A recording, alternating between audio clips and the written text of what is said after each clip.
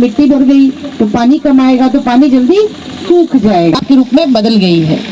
तो इसी बिंदु पर आज हम बात करने के लिए यहाँ आए हैं। हम सीधे वहाँ काम भी कर सकते थे, लेकिन उससे पहले आप लोगों से बात करनी जरूरी थी। ग्रामवासी, ये देखिए ना, हम लोग कहते हैं नदी सूख गई, खत्म हो गई, तो हम ये जो काम कर रहे हैं उससे ये बता रहे हैं कि नदी कभी सूखती नहीं है, कोई भी दे आ जाती है। आप ये देखेंगे, इसको जो नदी है वो हमें सोचे से खोदने से हमारा क्या फायदा है, लेकिन अभी बताया ना कितना पानी होता था, हम खेत भी सींचते थे, हमारे हैंडपंप गर्मी में पानी भी नहीं छोड़ते थे, यही फायदा होता है। अभी जब हैंडपंप पानी छोड़ देते हैं तो हमारे पास लोग आते हैं कि मैडम नहरें चला दीजिए, कम से कम हैंडपंप पानी पकड़ लेंगे। मतलब जो बरसात का पानी है वो अगर आप उसको नहीं संरक्षित करेंगे तो सारा बह जाएगा।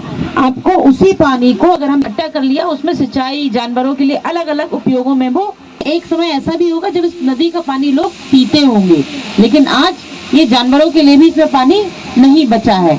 तो हमें यही चीज देखनी है। आप लोग गांव में रहते हो ना, चलो हम तो आज है कल चले जाएंगे, लेकिन आपकी पिछली पीढ़ियां भी गांव में रह रही है और अभी आप लोग भी गांव में रह रहे हो। पानी साफ मिलेगा तो आप लोग बीमार नहीं पड़ेंगे। तो ये आपके लिए है।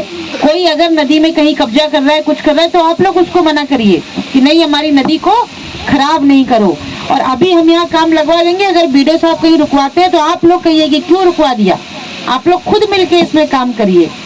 और इसीलिए केवल यही नहीं, ऐसे और भी जितने नदी है, कोई नहर है, थोड़ा सा अगर हम पीछे रह जाएं या थोड़ा सा वहाँ नहीं पाते उसको, तो उससे हमारा कोई नुकसान नहीं है, लेकिन अगर नदी खत्म हो गई तो फिर नुकसान जरूर होगा। खेत में सिंचाई की होगा, वहीं अगर घर का हैंडपंप पानी दे रहा है तो आपको दरवाजे पर ही पानी मिल जाएगा।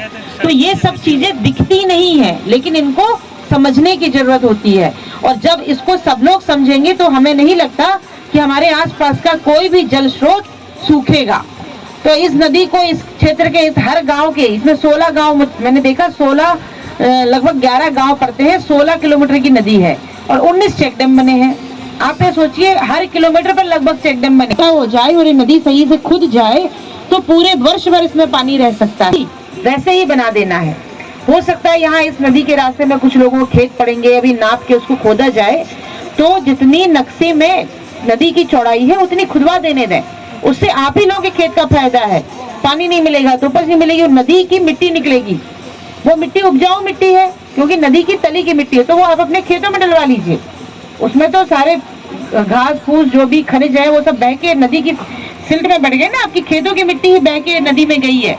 तो जब वो खोदी जाएगी तो इस बात पर भी कई लोग, नहीं मेरे खेत में मत डालो, वो बहुत उपजाऊ मिट्टी होती है, उसको आप डालेंगे तो आपकी खेत की मिट्टी भी अच्छी हो जाएगी। और वो मिट्टी जब निकलेगी उसको डलवाइए और अच्छे से नदी की जितनी चौड़ाई है उसको खोदने में सब लोग सहयोग करेंगे, तो जो हमारी नदी है वो हमें सभी लोग लगते हैं।